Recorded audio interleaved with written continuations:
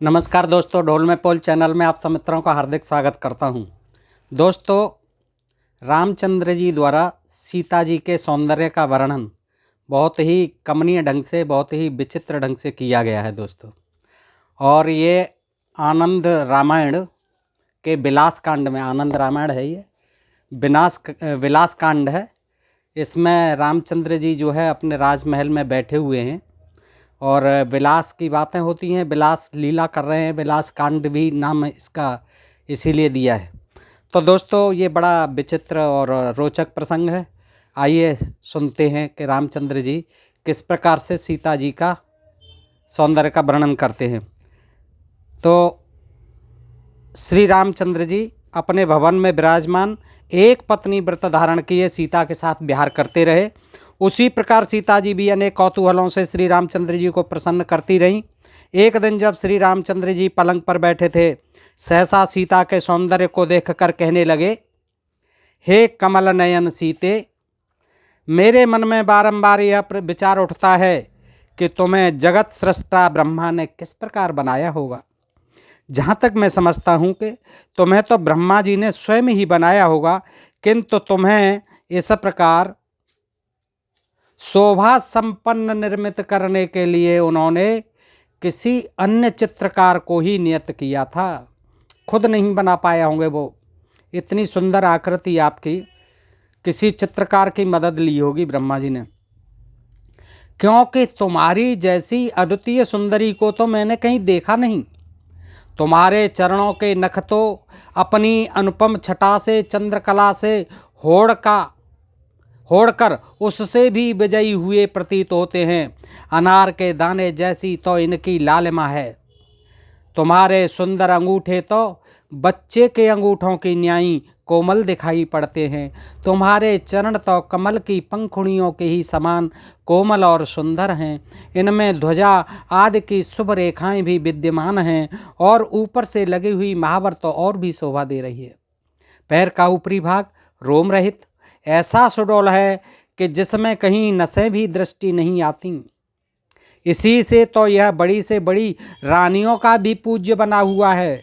तुम्हारे चरण का निचला भाग भी तो मक्खन जैसा कोमल है और तुम्हारे दोनों गाल लाल लाल गोलाकार और मोटे हैं। गोपुच्छ के समान जंघाएं भी क्या ही उन्नतशील हैं। गोपुच्छ के समान, इनमें भी कहीं एक भी रोम दृष्ट नहीं आता, एक भी बाल नजर नहीं आता है जांघों में। शरीर में भी नसें कहीं नहीं दिखती, कहीं नसें नहीं दिखती हैं। दोनों घुटने भी बीजपुर की न्याई मोटे और उतार चढ़ाव युक्त गोल हैं। तुम्हारी दोनों जंघाएं कदली खंभ जैसी मोटी और कोमल हैं। तुम्हारी दोनों जंघाएं कदली खंभ, केले के खंभ जैसी मोटी और कोमल हैं।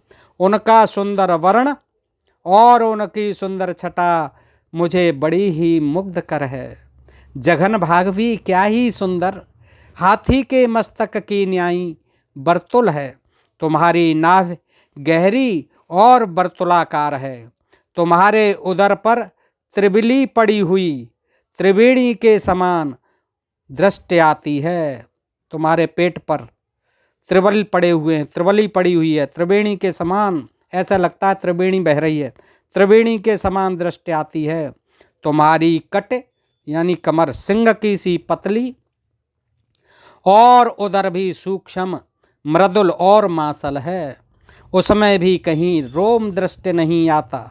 वह पीत वर्ण का है, जिसे देखने से पुत्रोत्पत्ति की सूचना प्राप्त होती है। पुत्रोत्पत्ति की, ऐसा लगता है कि पुत्र होगा, इसकी सूचना मिलती है पुत्रोत्पत्ति की। किससे? तुम्हारी कटी यानी कमर सिंह की सी पतली और उधर भी सूक्ष्म मृदुल और मांसल है। उसमें भी कहीं रोम दृष्ट नहीं आता। वह पीत वर्ण का है, पीले रंग का है पेट, जिसे देखने से पुत्रोत्पत्ति की सूचना प्राप्त होती है। ऐसा लगता है कि पुत्र होगा आपके। तुम्हारे पीठ की रीढ़ वंशखंड की न्याई है और दोनों पसलियां भी बड़ी ही दर्शनीय हैं। कालिदास को भी फेल कर दिया रामचंद्र जी ने। सीता जी का देखिए सौंदर्य का किस तरह से वर्णन कर रहे हैं।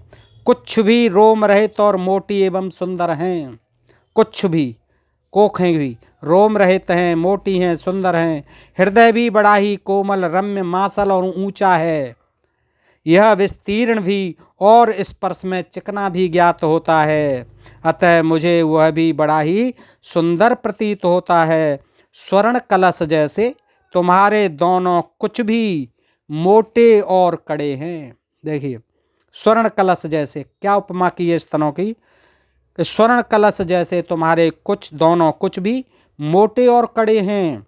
तुम्हारी दोनों भुजाएं हाथी की सूंड के समान मोटी और कोमल हैं। तुम्हारे हाथों की पतली पतली उंगलियां भी बड़ी सुंदर और कोमल हैं। तुम्हारी दोनों हथेलियां भी लाल लाल हैं और उनमें शंख, ध्वजा, मकर और मत्स्य आदि के शुभ चिन्ह हैं। उनका पृष्ठभाग लोमहीन, मासल, कोमल और सुंदर है।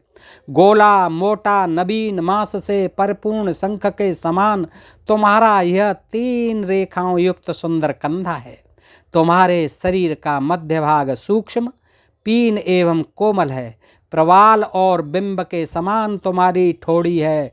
हे सीते, तुम्हारे होठ तो अमृत के समान हैं और कुंद की कलियों को लज्जित करने वाले तुम्हारे सब दांत हैं, जिनमें बत्ती सी पड़ी हुई और पान खाते खाते ये श्याम हो रहे हैं। पान खाते खाते श्याम हो रहे हैं। इतना पान खाती थी सीता जी कि बत्ती सी काली पड़ गई थी, श्याम हो गई थी। इनमें यत्र तत्र सुवर्ण के तार चित्रित हैं। सुवर्ण के तार भी जड़े हुए हैं उनमें, दांतों में। इससे उनकी सुंदरता और भी बढ़ गई है। तुम्हारा ऊपरी होठ और भी कोमल तथा रक्त वर्ण का है, लाल रंग का है। तुम्हारी नासिका भी उसी प्रकार कोमल और उन्नत है। तुम्हारे दोनों नेत्र भी कमल की पंखुड़ियों के समान हैं। उन्हें हिरणी के नेत्र जैसे भी कह सकते हैं अथवा कामबाण के समान चित्ताकर्षक हैं। तुम्हारे दोनों कान भी घने और पीन पतले हैं, जो आभूषणों के अधिक भार सहन कर सकते हैं। तुम्हारे गंडस्थल अति कोमल एवं उन्नत हैं। क्या ही पतली पतली भौहें हैं। काली काली तुम्हारी दोनों भौहें धनुष के आकार सी दृष्टि आती हैं। तुम्हारा ललाट विस्तीर्ण, मासल, कोमल और समान है। हे सीते, तुम्हारा वेणी बंध अर्थात मांग गंगा के कूल अर्थात तट की उपमा के योग्य हैं। देखने में बड़ी सुंदर लगती है। तुम्हारे केसों का कोमल कलाप तुम्हारी जंघाओं तक लटकता है। चंपा पुष्प के समान ही तुम्हारे शरीर का वर्ण है और वह कोमल भी है, चंपा पुष्प के समान। हे सीते, तुम्हारे मुख की स्पर्धा करने से ही चंद्रमा को क्षय का रोग हो गया। चंद्रमा भी पीला पड़ गया, क्षय रोग हो गया उसे। क्यों? कि वो तुम्हारे मुख से अपनी मुख की तुलना करता था, होड़ करता था, स्पर्धा करता था। तुम्हारे नेत्रों की शोभा को जीतने के लिए उस दोष से मृगी बन बन दौड़ती हैं।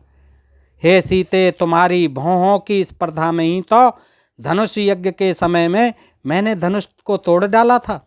तुम्हारी भौहों की स्पर्धा में ही ऐसे ही तनी हुई हैं कि धनुष में मैंने तोड़ दिया था धनुष। तुम्हारे नेत्रों की कटाक्ष तो मुनियों में भी काम का उद्भव कर सकती हैं। तुम्हारे नेत्रों का चांचल्य यानी चंचलता तो मछलियों को भी लज्जित करता है। तुम्हारी नासिका नाक को देखकर सुक यानी तोता भी अपने को बार बार धिक्कारता है। हे प्रिय, तुम्हारी कोमल लालिमा को देखकर आम के कोमल लाल और नवीन पत्तों ने लज्जित होकर हरितिमा धारण कर ली, क्योंकि तुम्हारी लालिमा के समक्ष उसकी लालिमा स्थिर न रह सकी। हे कांते, इस प्रकार मैं तुम्हारे सौंदर्य का कहाँ तक वर्णन करूँगा। हे जानकी, तुम्हारे इस महान और दिव्य वर्णन में तो ब्रह्मा भी कुंठित हो जाएंगे। इस प्रकार कहते हुए श्री राघव ने सीता को सप्रेम हृदय से लगा लिया। तब अपनी इस प्रशंसा को सुनकर सीता लज्जित हो नतमुख हो बैठ गईं। पुनः किंचित मुस्कान के साथ जाकर अपने पति की गोद में बैठ गईं। दोस्तों, इस प्रकार से यह वर्णन जो है रामचंद्र जी करते हैं सीता जी के सौंदर्य का। देखिए दोस्तों, आज के लिए इतना ही। देखने के लिए बहुत बहुत आभार और धन्यवाद। आपसे एक ही अनुरोध कि अपने प्रिय चैनल ढोल में पोल को सब्सक्राइब करते रहें। नमस्कार, आभार।